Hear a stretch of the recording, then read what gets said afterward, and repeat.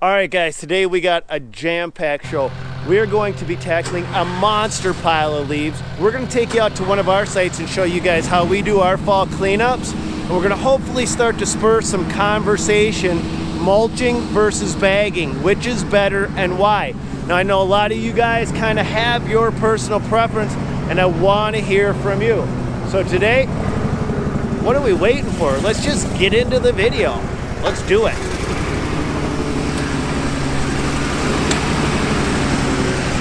And we're gonna do a few wheelies. All right, let's do it now.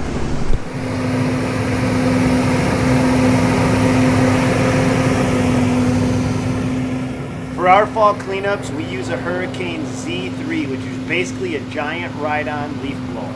And one of the things we notice when we're using this is it strips everything out of the grass. I mean, not just the leaves, but a lot of the thatch. Everything basically gets removed because it's blowing so hard that nothing really can be left behind. Now, it leaves the yard looking very crisp and very clean. One of the ways that we use this leaf blower is a lot of times we'll just park it and use it like a wind tunnel. We'll then use our handhelds to go into all of the nooks and crannies, the tough to reach areas, clean those out and push the leaves over to the leaf blower. The big main ride-on leaf blower will then cascade the leaves out and away from the areas that we want cleaned up, making our jobs just go a heck of a lot faster, a heck of a lot easier. This is how we handle our commercial sites.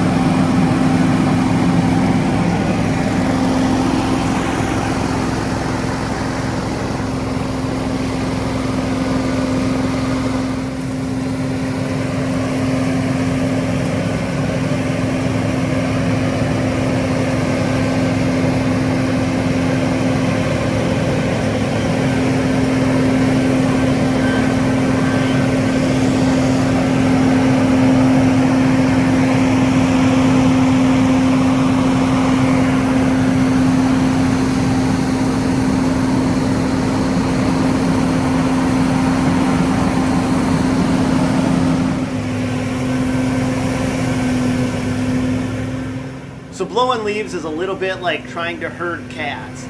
One of the things I like about this leaf blower is you can blow straight forward with it, or you can blow to the left, or you can blow to the right. When you're trying to get leaves to go in a certain position and not every which way but loose, it kind of helps to have that control on the machine.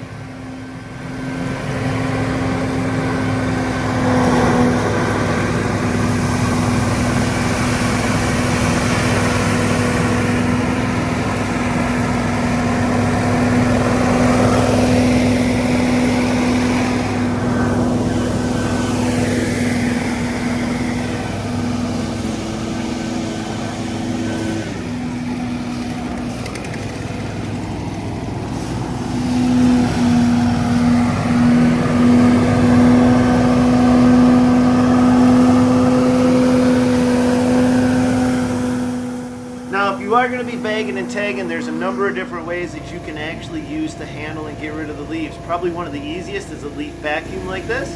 But otherwise, there's plenty of guys that still use tarps, including us, because we don't have the money for a leaf vacuum like this. Either way you do it, you've got to get rid of them if you go in the route of bagging. So then when they want to get them out, it's a dump trailer. They just lift it up and dump them out. Hey Alex, are you a mulching or a bagging kind of guy? Bagger. You're a bagger. You say that fast and pretty confidently. Why? I like bagging a lot better than mulching it up. Why is that? Sometimes it just needs to be bagged more than mulched. You know, sometimes it needs that extra suction from the actual bagger attachment to pick up the leaves and suck the long grass up to make sure it all gets cut evenly and nice. So you were saying that sometimes when you mulch it, really what you're doing is you're flattening down the grass and compacting the the leaves into the soil even more, which can potentially impede growth down the line, right? Yeah. Okay. For the following spring, yeah. Yep. So that's something that I wanted to bring up, because yes, you can mulch a lot of leaves, and we're going to actually show you just how much leaves you can actually mulch back in, but that may lead to an extra dethatching down the road. Yeah, I always dethatch in the spring just because it does get all the extra dead grass up that was laid down from the year before.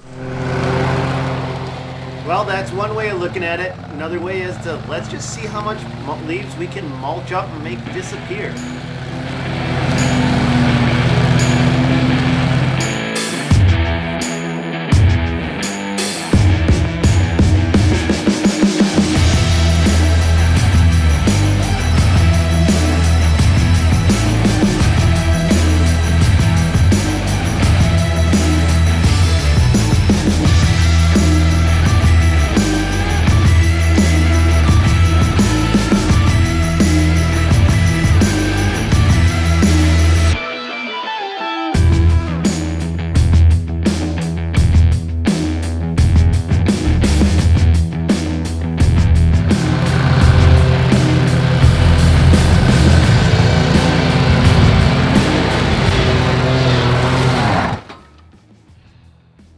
That didn't work. So if you don't have the capability of bagging and hauling the leaves off-site, mulching them into the ground is actually a viable option. But you've got to mulch it as fine as possible, and that means going over it over and over and over again. I mean, if it doesn't work the first time, why wouldn't it work the second time?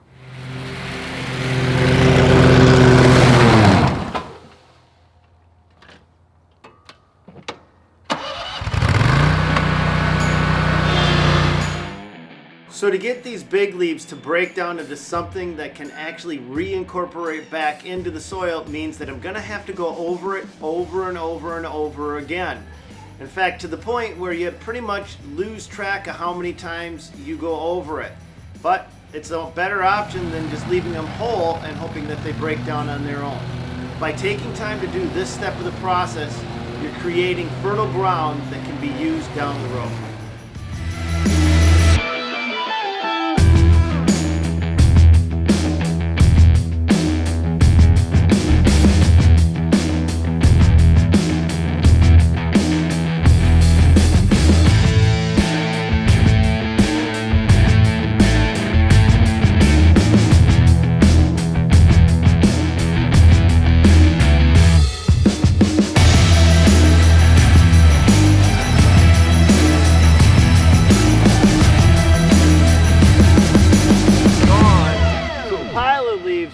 But the leaves haven't gone anywhere. They're now just broken down, and it's kind of like, think of it like this, like chewing your food. You don't just swallow it whole. Well, some of you do because you're pigs, but when you chew your food, it's the first step in the digestion process. And so the finer that I can grind these up, the more likely they are to incorporate back into the soil and actually become beneficial to the ground instead of detrimental. But at this point, we're not there yet, and I want to show you exactly why. So I don't know if I'm in focus or not. It is what it is. But you can see where this stuff, although now it's been pulverized and beaten up, it's still too thick. We can't let it be this thick because the grass, which is underneath here a ways, will choke out and die if we just leave it caked up this high. So we've got to try to now spread this stuff out over a bigger area. The easiest way to turn it into something that's beneficial for your lawn is to just not make it quite so concentrated.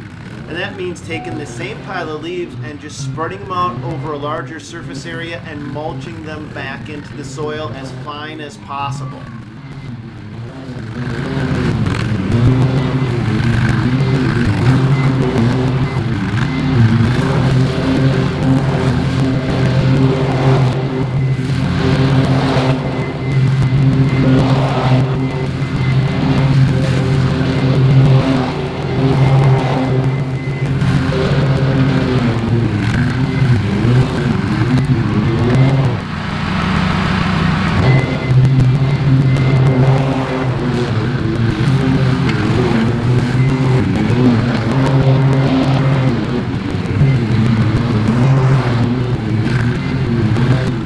One of the things though that I think a lot of people do is they strip almost too much organic material out of the soil.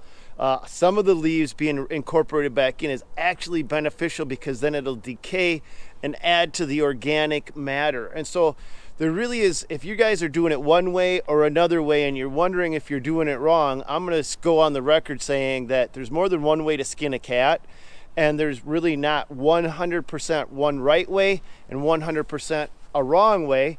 There's just different levels, and I guess you got to kind of look at what your lawn is like and determine what you want to do. Yeah, it all depends on what the conditions are. I mean, if it doesn't look like it needs to be bagged, it doesn't need to be bagged, you know. But a lot of times, if you can see where the grass kind of been laid over on the tracks along the edges where you ride over it a lot, and on spots where there's a little, you know, like a little indent in the ground where it's lower than it is around the rest of there, you know, the bagger just helps pull that grass up, cut it short, and then bring it along, you know. So some guys bag, you use that fancy leaf blower, that fancy ride-on leaf blower. Did you notice that helps pick things up? Yeah, it pulled a lot of grass up. Yeah, that actually did a lot better than I thought it was going to. Pulled a lot of the grass up, so when we do come by with a mower, it will just cut it all nice and short then, you know. It's already all standing up, blowing, ready to go. And we even took the hand blowers too and blew out all the extra stuff too that the bagger would have done in the first place. So. Right.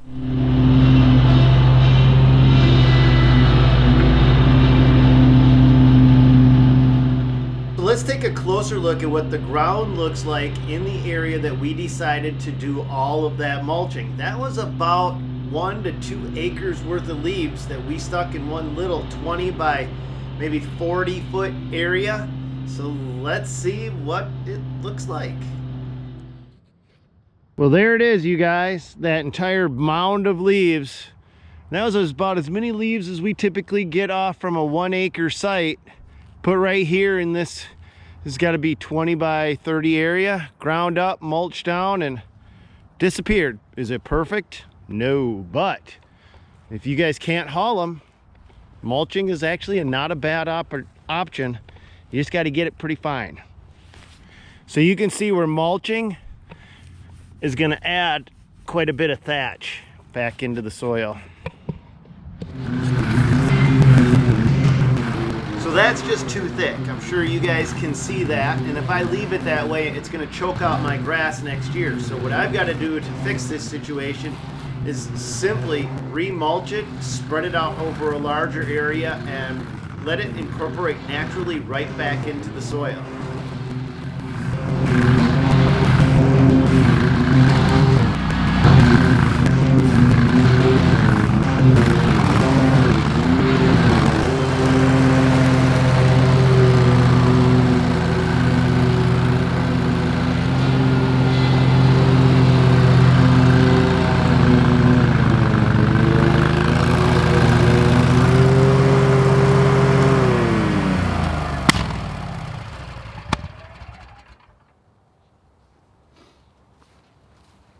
So can you mulch up a giant pile of leaves and make it disappear? Yes, you can. Is it necessarily a good thing? Well, it depends on if you want the extra thatch or not in your lawn. If you need the extra organic material, of course, it's nature's fertilizer. But some people are a little bit more picky and they don't want their yard looking like this, and it is what it is. You guys tell me in the comments down below, which way do you guys go? Are you a mulcher or are you a bagger, and why? That's all we got for you today, guys. God bless. Go get them, and I hope your fall cleanups go amazing. We'll catch you on the flip-flop, you guys. I've never said that one before.